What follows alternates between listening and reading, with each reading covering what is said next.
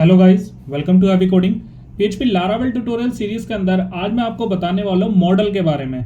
तो गाइस, इससे previous tutorial में हमने यहाँ पर माइग्रेशन देख लिया है, कंट्रोलर देख लिया और व्यू देख लिया है। तो एमवीसी पे जो बेस्ड ये हमारे पास लारावेल का फ्रेमवर्क है, ये बेसिकली काम करता है एमवीसी पे। तो हमने वी और सी यहाँ पर देख लिया, कंट्रोलर और व्यू।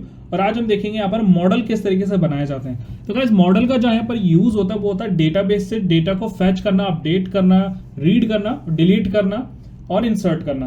तो वो सारी चीजें हमारा परफॉर्म करता है यहाँ पर मॉडल। तो उससे पहले हमें यहाँ पर जो सीखना जरूरी था वो था हमारे पास माइग्रेशन की। जो मॉडल है वो सारी टेबल का यहाँ पर डेटा लेकर आता है। तो माइग्रेशन हमने यहाँ पर सीख लिया कि किस तरीके से हमारे पास टेबल बनती है। अब उस माइग्रेशन से हमने यहाँ पर टेबल के अंदर टेबल तो क्रिएट कर लिया है, बट अब मॉडल से हम उसको कनेक्ट करेंगे हमारे डेटाबेस से, कि मतलब हमारी ये सारी टेबल से कनेक्ट हो जाए हमारा मॉडल। तो अब इसमें क्या करना पड़ता है कि जितनी आपकी टेबल बनती है ना, उतने ही आपको यहाँ पर मॉडल भी बनाने पड़ते हैं, क्योंकि हर एक टेबल में से हमें यहाँ पर डेटा चाहिए होता है। तो लारावेल के अंदर क्या होता है कि हम क्वेरीज से भी ले लेते हैं और हम मॉडल के थ्रू भी डेटा को लेते हैं। तो इसके अंदर हम एलोक्वेंट ORM का भी यूज करते हैं और यहाँ पर हम क्वेरी बिल्डर का भी यूज करते हैं, जिसको हम आने वाली सीरीज में जरूर देखेंगे। तो हम यहाँ पर क्या करते हैं, सबसे पहले एक मॉडल बनाते हैं, मॉडल को कनेक्ट करते हैं हमारे टेबल से और उसका डेटा को हम यहाँ पर फैच करके देखेंगे। तो मैं यहाँ पर क्या करूंगा, सबसे पहले तो एक राउट बनाऊंगा और इस राउट के अंदर मैं गेट मेथड से एक टेस्ट नाम से एक राउट बना लेता हूं, जिसके अंदर एक फंक्शन काम करेगा। वो क्या करेगा, उस डेटा को लेकर आएगा मॉडल से। तो एक और चीज मैं आपको बता दूं कि लारावेल में एक चीज को करने के यहाँ पर काफी सारे तरीके होते हैं। तो राउट के अंदर भी आप मॉडल को चला सकते हैं और कंट्रोलर के अंदर तो आप चला ही सकते हैं। तो हम राउट के अंदर अभी हम देख लेंगे कि किस तरीके से हमारे पास ये मॉडल काम करता है। तो हमने यहाँ पर एक राउट बना लिया टेस्ट नाम से। मैं चलता हूँ यहाँ पर और लिखता हूँ /टेस्ट। तो अभी क्या हो रहा है, यहाँ पर ब्लैंक हो गया, कुछ भी नहीं आ रहा है। तो अब हमें यहाँ पर बनाना है एक मॉडल।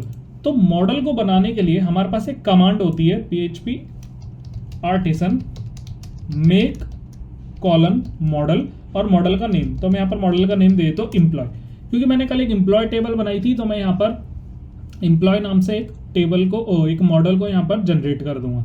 तो मैंने यहाँ पर एम्प्लॉय मॉडल बना लिया, बता रहा सक्सेसफुली आपका क्रिएट हो चुका है। और ये होगा कहाँ, आपके ऐप के अंदर, मॉडल्स के अंदर। अभी जब कंट्रोलर बन रहे थे वो ऐप HTTP और कंट्रोलर के अंदर थे, बट यहाँ पर जो मॉडल बन रहा है वो बन रहा है ऐप के अंदर, मॉडल्स के अंदर employee.php। तो ये हमारे पास एक मॉडल जो बन के तैयार हो चुका है। तो इसको हम कहते हैं यहाँ पर मॉडल। अब हमें यहाँ पर क्या करना है, इस मॉडल को कनेक्ट करना है हमारी टेबल से, जो कि एम्प्लॉय नाम की टेबल है। ये वाली टेबल से, एम्प्लॉय टेबल से हमें इसको कनेक्ट करना है।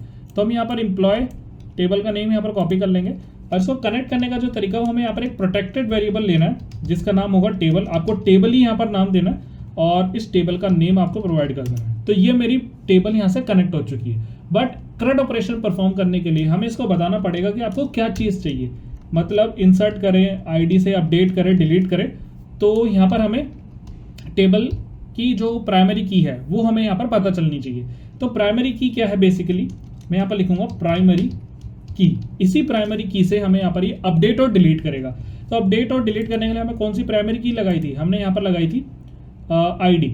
इस ID से नाम के कॉलम से हमें यहाँ पर इसको अपडेट और डिलीट कराना है। तो अब ये मेरा यहाँ पर मॉडल जो है कनेक्ट हो चुका है इससे। एक बार चलते हैं, ब्राउजर पे आता हूँ, रिफ्रेश करता हूँ, कोई यहाँ पर एरर नहीं है।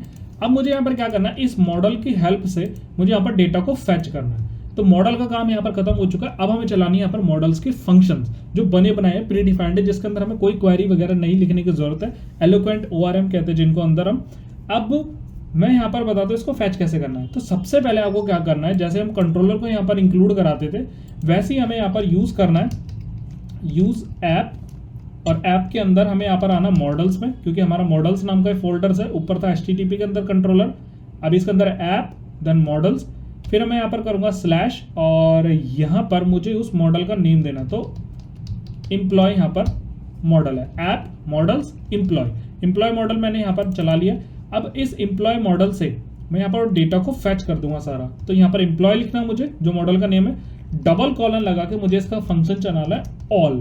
तो ये इसका फंक्शन है मॉडल का, ऑल फंक्शन एलोकेंट ORM का, और इसको हम डाल देंगे एज अ वेरिएबल के अंदर। तो अभी क्या करेगा ऑल फंक्शन, ये क्या करेगा, सारे डेटा को फैच करके लेके आएगा। तो मॉडल क्या करता है, वो हर एक चीज को यहाँ पर उठा लेकर आ जाता है, उसका स्ट्रक्चर से लेकर उसकी सारी चीजों को। तो अब इसको करा के देखते हैं एक बार प्रिंट। तो मैं यहाँ पर करता हूँ इको, इसके अंदर डालूंगा एक प्री टैग और यहाँ पर हम कर देंगे प्रिंट आर। जब हम एरे का डेटा यहाँ पर प्रिंट करते हैं तो प्रिंट आर का यूज़ करते हैं।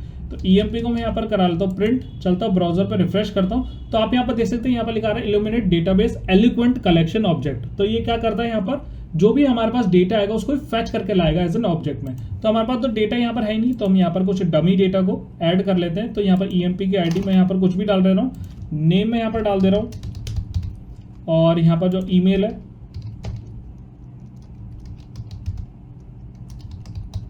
तो यहाँ पर मैंने ईमेल भी डाल ली है, इसको यहाँ से हटा देते हैं। पासवर्ड भी कुछ भी यहाँ पर रख लेते हैं। इसके बाद है हमारे पास ये मेल, देन इसके अंदर हम यहाँ पर बेसिकली क्या करेंगे, जेंडर आ चुका है हमारे पास इनम में, एड्रेस आ चुका है टेस्ट एड्रेस, मैं यहाँ पर कर देता हूँ टेस्ट एड्रेस इंडिया, या पूरे को ही हम यहाँ पर कर देते हैं इंडिया।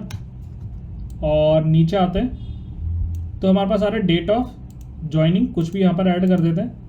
और स्टेटस आ चुका है हमारे पास, तो आप देख सकते हैं कि सारी चीज़ें यहाँ पर अवेलेबल है क्योंकि हमने उसके अंदर ऐड करा। तो क्रिएटेड डेट और स्टैम्प, ये टाइम स्टैम्प अपना अकॉर्डिंग आ जाएगा। तो मैं यहाँ पर जैसे गो करता हूँ और यहाँ पर आता हूँ तो यहाँ पर अभी नल वैल्यू आ चुकी है क्योंकि हमने अभी इसको डेटाबेस से इंसर्ट नहीं कराया था, मतलब हमारी क्वेरीज से इंसर्ट नहीं कराया था, क्रिएटेड डेट और अपडेटेड डेट। तो मैं यहाँ पर डेटा डाल चुका हूँ। इसको अगर आप एडिट भी करना चाहते हैं तो आप यहाँ से एडिट कर सकते हैं क्रिएटेड डेट और अपडेटेड डेट, क्योंकि मैं डायरेक्ट यहाँ से डेटा डाल रहा हूँ इस वजह से आ रहा है।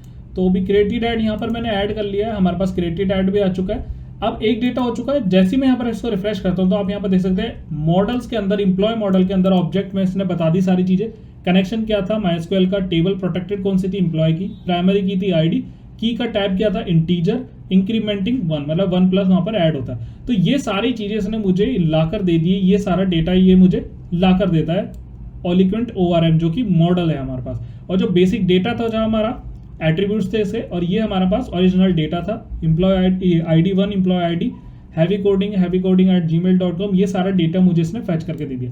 तो मॉडल क्या करता है, ये सारी चीजें ही मुझे यहाँ पर लाके दे देता है एज एन ऑब्जेक्ट में। बट हमें यहाँ पर क्या चाहिए, नेसेसरी डेटा चाहिए, तो इसको हम एज कन्वर्ट कर देते हैं टू एरे में। तो एक फंक्शन होता है PHP के अंदर टू एरे, ये फंक्शन मैंने इसको चलाया तो अब इसको ये एरे में कन्वर्ट कर देगा। जैसे यहाँ पर रिफ्रेश करता हूँ तो जैसे हम नॉर्मल एरे को प्रिंट कराते हैं तो 0 इंडेक्स पे एक एरे यहाँ पर मुझे मिल रही है जिसके अंदर हमारे पास ये डेटा। तो आई होप गाइज आपको समझ आया होगा किस तरीके से हमने यहाँ पर सारे डेटा को फैच करा, और आगे चल के हम देखेंगे इसके अंदर एडवांस किस तरीके से कंट्रोलर में हम डेटा भेजते हैं, डेटा को लेकर आते हैं, उसको फिर हम डेटाबेस के अंदर यहाँ पर इंसर्ट करते हैं। तो अगर गाइज इसके अंदर कुछ भी डाउट रह गया तो मुझसे कमेंट सेक्शन के अंदर जरूर पूछना। और एक और चीज मैं आपको बता देता हूँ कि जब हम यहाँ पर माइग्रेशन क्रिएट करते थे, प्रीवियस ट्यूटोरियल में मैंने आपको बताया था कि माइग्रेशन कैसे बनाते हैं। अगर आप मैं चाहता हूँ कि जो मेरी माइग्रेशन है वो मेरी सेम यहाँ पर जो हमारा मॉडल होगा वैसी माइग्रेशन होगी, तभी यहाँ पर पता चल पाएगा कि एम्प्लॉय नाम का टेबल था और एम्प्लॉय नाम की मॉडल थी। तो अगर आप इसको एक साथ बनाना चाहते हैं मॉडल और माइग्रेशन को,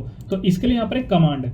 तो यहाँ पर मैं बना देता हूँ अभी एम्प्लॉय 2 नाम से, ताकि आपको पता चल जाए। यहाँ पर एम्प्लॉय 2 मैं दूसरा बना रहा हूँ क्योंकि मैं सेम नहीं बना सकता, या ऐसा कर सकते हैं हम, इसको डिलीट कर देता हूँ मैं एम्प्लॉय को, यहाँ से इसको मैं डिलीट कर देता हूँ। और अब बनाते हैं एक एम्प्लॉय, मैंने वो CMD भी शायद बंद कर दिया, एक बार CMD को फिर से चला लेते हैं। तो CD डेस्कटॉप, CD हमारे फोल्डर का नेम, और इसके अंदर आते हैं हम।